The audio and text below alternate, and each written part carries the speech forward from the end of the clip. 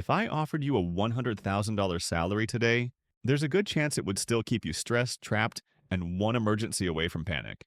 Six figures. That number used to mean you made it. Big house, nice car, vacations, security. So here's the uncomfortable question. Why are millions of Americans earning $100,000 a year and still feeling broke? Why does payday feel good for 1 hour and stressful for the next 30 days? And more importantly, if $100,000 isn't enough anymore, what is? Stay with me, because by the end of this video, you'll understand exactly why the American dream is quietly slipping away, even for people who did everything right. Picture this. You wake up on a Monday morning. Your alarm goes off at 6:30 a.m. You live in a decent apartment, not luxury, not terrible. You make $100,000 a year. Sounds successful, right? But before your feet even touch the floor, your phone lights up. Mortgage reminder, health insurance premium, student loan auto debit, and suddenly that six-figure salary feels very small. Let's rewind for a second.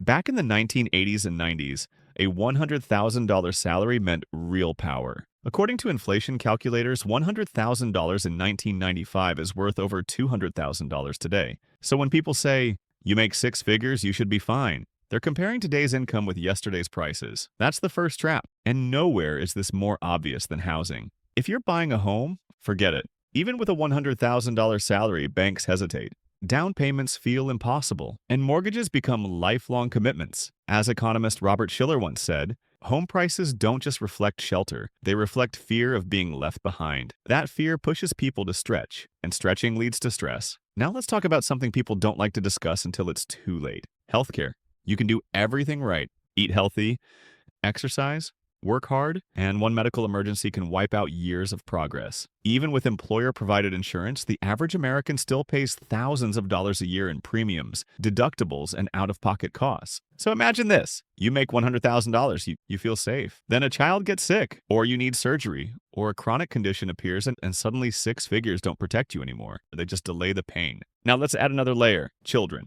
Childcare costs in America are not just expensive, they're shocking. In many states, full-time daycare costs more than college tuition. Let that sink in. You're paying thousands of dollars a month just so you can go to work. To earn the money to pay for childcare, it's a loop, a stressful one. The U.S. Department of Labor reports that childcare can consume 20 to 30% of a family's income, even at higher salary levels. So when someone earning $100,000 says, I don't feel rich, this is why. And then comes the silent enemy no one warns you about. Lifestyle creep. You don't upgrade everything overnight. It happens slowly. A nicer apartment, a better car, because you deserve it. More subscriptions, more convenience, and suddenly your expenses rise to meet your income. Psychologist Daniel Kahneman famously noted that happiness plateaus after basic needs are met, but spending keeps rising anyway. So even at $100,000, you're running faster, just to stay in the same place. Now let's talk about taxes, because they matter more than people admit. That $100,000 salary isn't what hits your bank account. Federal taxes, state taxes, Social Security, Medicare. That's not six figures anymore. That's barely middle class, especially in expensive cities. And inflation? Inflation quietly eats what's left. Groceries cost more, gas costs more, utilities cost more. Inflation over the past few years has eroded purchasing power faster than wages increased. So every year your money buys less, even though your salary looks impressive on paper. Here's the uncomfortable truth. The American dream wasn't designed for modern prices. It was built when housing was affordable, education was cheaper, healthcare was manageable, and one income could support a family. Today, a $100,000 salary often supports survival, not freedom. Not wealth, not security, not peace of mind.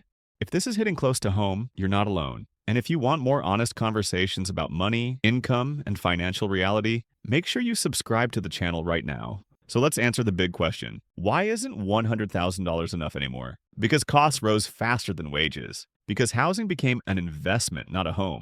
Because healthcare turned into a financial gamble. Because childcare became a luxury. Because inflation keeps stealing quietly. And because expectations changed but support didn't. The number didn't fail you, the system did. Let me leave you with this thought. If $100,000 is the new middle class, then financial freedom no longer comes from salary alone. It comes from skills, from leverage, from smart decisions, from understanding the game instead of just playing it. And that conversation?